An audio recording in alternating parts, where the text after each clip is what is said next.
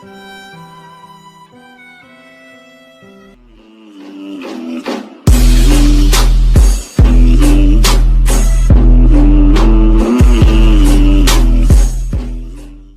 যে জিনিসটা নিয়ে আলোচনা করব সেটা হলো সেকশন ফর্মুলা। তো সেকশন ফর্মুলা তোমাদের coordinate geometry second portion. Section formula আগে আমরা দেখব ডেফিনিশন কি, অর্থাৎ সেকশন ফর্মুলা কাকে বলে এটা আমাদের আগে জানতে হবে। ধরো এরকম একটা লাইন সেগমেন্ট আছে, ওকে। লাইন সেগমেন্টটার এই কোঅর্ডিনেট পি, মানে পি কিউ ধরে নিচ্ছি, এই কোঅর্ডিনেটটা হলো x1 y1 এবং এই কোঅর্ডিনেটটা হলো x2 y2, ওকে। আশা করি এইটুকু দেখলাম। এবার ধরো মাঝখানে একটা পয়েন্ট আছে যেটা হলো এ পয়েন্ট, যেটার কোঅর্ডিনেট x, y, এবং এই এ পয়েন্টটা এই লাইনটাকে m1:m2 রেশিওতে ভাগ করছে। তো আবার ভালো করে দেখে নাও, কোনো জটিল কিছু না। পি কিউ একটা লাইন আছে, পি এর কোঅর্ডিনেট জানো, মানে পি এর কোঅর্ডিনেট দেওয়া আছে, কিউ এর কোঅর্ডিনেট দেওয়া আছে। এবার তোমাকে বলছে এই লাইনটাকে ইন্টারনালিটা আমাদের ক্লাস 10 এ আছে, ইন্টারনালি একটা পয়েন্ট এই লাইনটাকে দুটো ভাগে ভাগ করছে এবং তাদের রেশিও হলো m1:m2, অর্থাৎ PA by AQ equals to m1/m2। এটা আমাকে দিয়ে দিয়েছে যে এই যে রেশিওটা সেটা হলো m1:m2। তাহলে আমাকে বের করতে হবে যে এই পয়েন্টটার কোঅর্ডিনেটটা কি, এই পয়েন্টটার কোঅর্ডিনেটটা কি যেটা m1:m2 তে ভাগ করছে। এই হলো আমাদের মোট জিনিস সেকশন ফর্মুলা। তো সেকশন ফর্মুলাটা কিভাবে স্ট্রাকচারটা তোমাদের দেখাচ্ছি।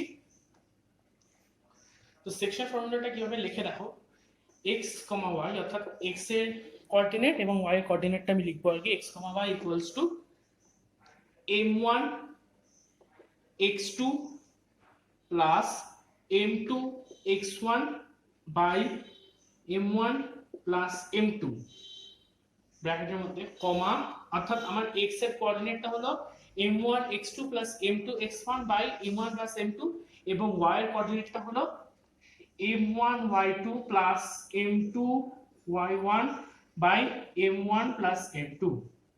জিনিসটা ভালো করে দেখো, আমি আবার শুরু থেকে রিপিট করছি।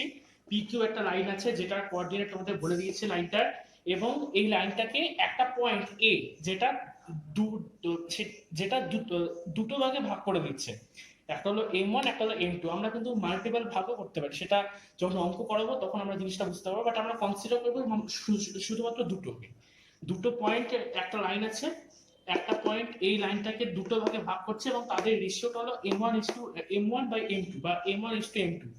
তাহলে ওই পয়েন্টার কোঅর্ডিনেট কত, তো সেই পয়েন্টার কোঅর্ডিনেট x, y যেটা equals to m1 x2 plus m2 x1 by m1 plus m2 নিয়ে, এটা হলো x এর কোঅর্ডিনেট এবং y এর কোঅর্ডিনেট কি বলছে m1 y2 plus m2 y1 by m1 plus m2। এটা আমাদের এনসিইআরটি বইতেই আছে ফর্মুলাটা, তোমরা দেখে নিতে পারো। এবার আমি যেটা করবো সেটা হলো এই পুরো ফর্মুলাটা ডেরিভেশনটা করবো আমরা, খুব ইম্পর্টেন্ট এটা। চলো আমরা সেটা শুরু করি। জেনারেলি ডেরিভেশন পরীক্ষাতে আসে না, মানে কোনোবারই আসেনি, তো তবে এটা important for the concept building, মানে যাতে কনসেপ্টটা ভালো হয় ওর জন্য এটা করাটা উচিত। তো সিম্পলি করছি ডেরিভেশনটা, মন দিয়ে দেখো। এই একটা লাইন আছে, ওকে। এই লাইনটাকে এই পয়েন্টটা বের করতে হবে, এটা এই পয়েন্ট পি কিউ। এবার কি করতে হবে, কনস্ট্রাকশন একটু মন দিয়ে দেখো তাহলে বুঝতে পারবা। এইগুলো আমার মোট কনস্ট্রাকশন, আর কিচ্ছু না। আমি এখান থেকে নিচ পর্যন্ত টেনে দিচ্ছি, এখান থেকে নিচ পর্যন্ত টেনে দিচ্ছি। পি কিউ হলো আমার আসল লাইনটা, তোমরা আশা করি দেখতে পাচ্ছ পি কিউ আমার আসল লাইনটা। এ হলো সেই যে পয়েন্টটা আমরা বের করতে চাইছি। এবার কি দেওয়া আছে আমার কাছে, দেওয়া আছে কি এটা বাই এটা রেশিও, অর্থাৎ P A by A Q equals to এইটা বাই এটা, এই রেশিওটা দেওয়া আছে m1/m2। অনেক বইতে m/m দেওয়া আছে, কোনো প্রবলেম নেই এটাতে। আচ্ছা, এবার আমাকে ফর্মুলাটা রিঅ্যাক্ট করতে হবে, ওকে। আচ্ছা, পি এর কোঅর্ডিনেট দেওয়া আছে কি x1, y1 এবং কিউ এর কি দেওয়া আছে x2, y2, এগুলো সব দেওয়া আছে আমাদের কাছে, ওকে।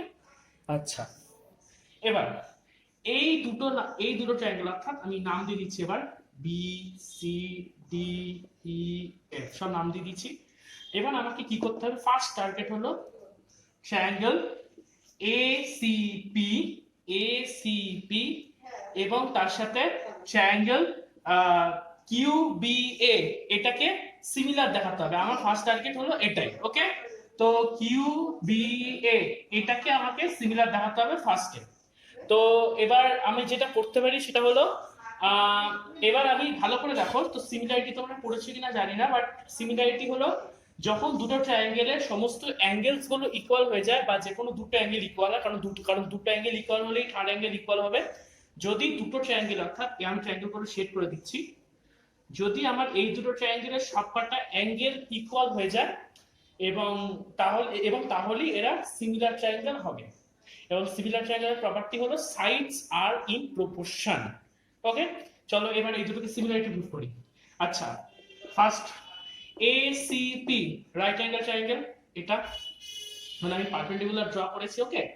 তো angle ACP equals to angle QBA, QBA, ACP QBA হলো ইকুয়ালস টু কত, 90 ডিগ্রি। এটা গেল একটা। আচ্ছা, এরপরে কি আছে, আচ্ছা মন দিয়ে দেখো এবার,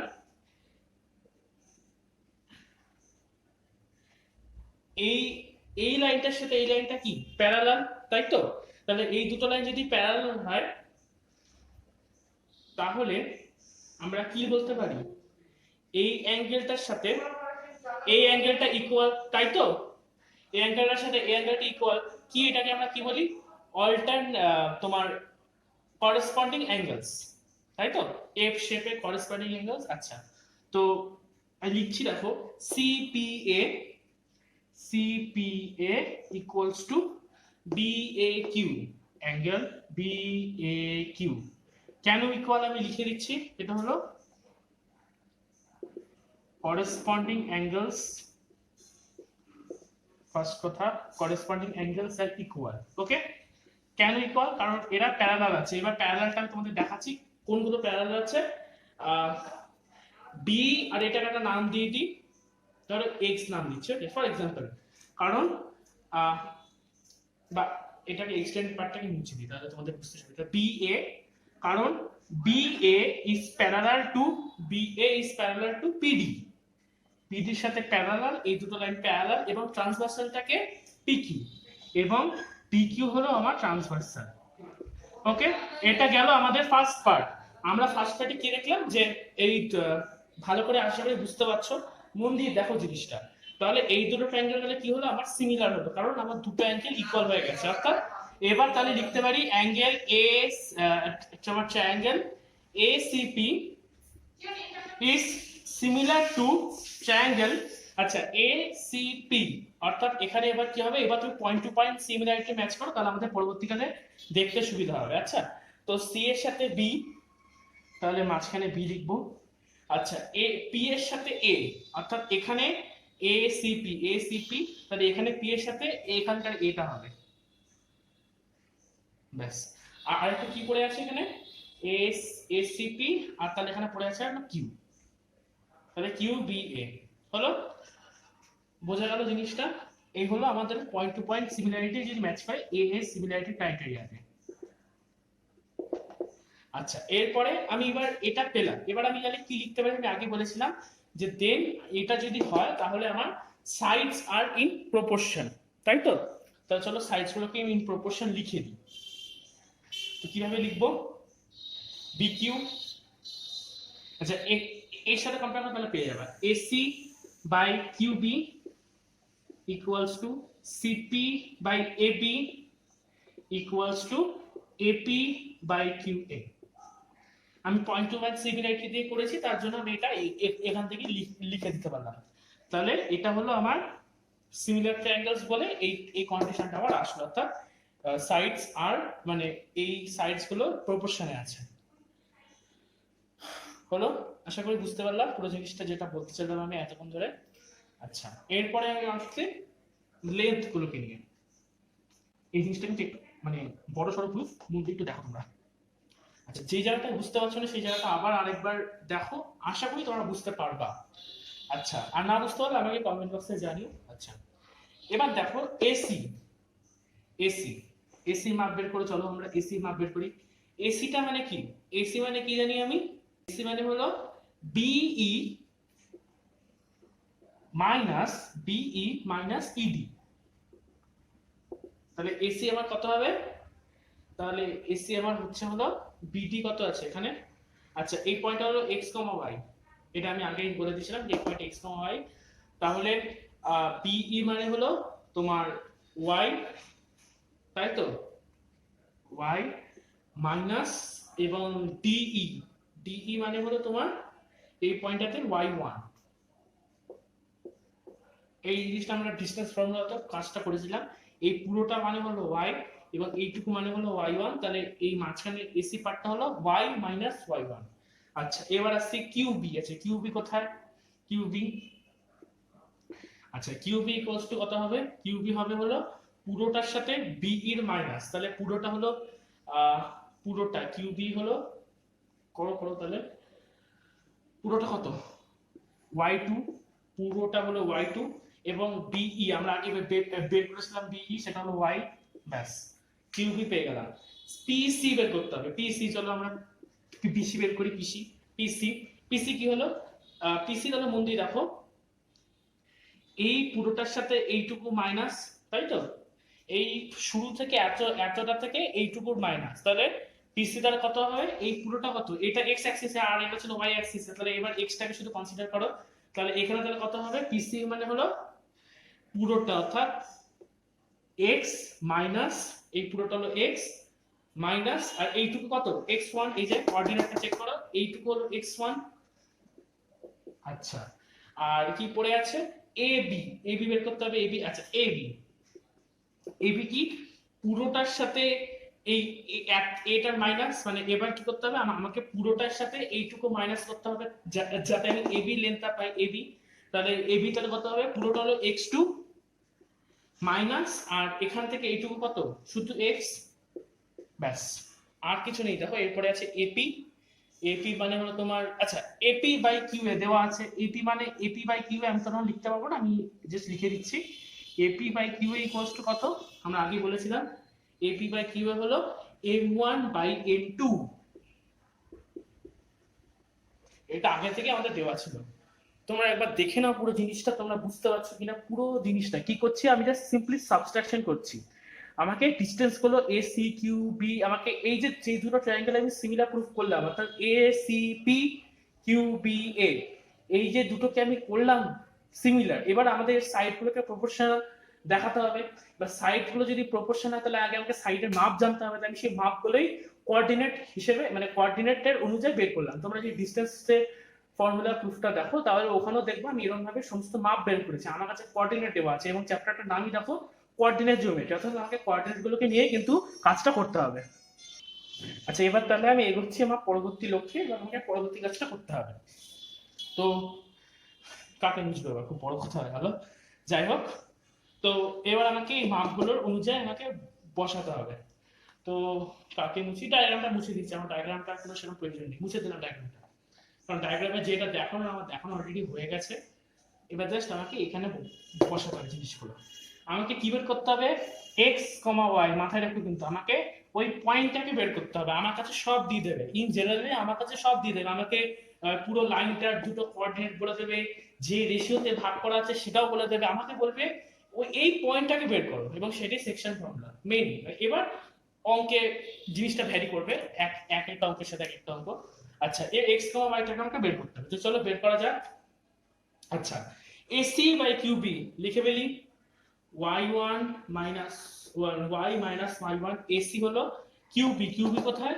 Y two minus Y equals to CP by AB. CP, CP কোথায়? সিপি, সিপি, হ্যাঁ, X minus X one by, আচ্ছা আর কি আছে? AB, X two minus X equals to, আর কি দেওয়া আছে? AP by Q. AP by Q আমার আগে থেকে দেওয়া আছে কি?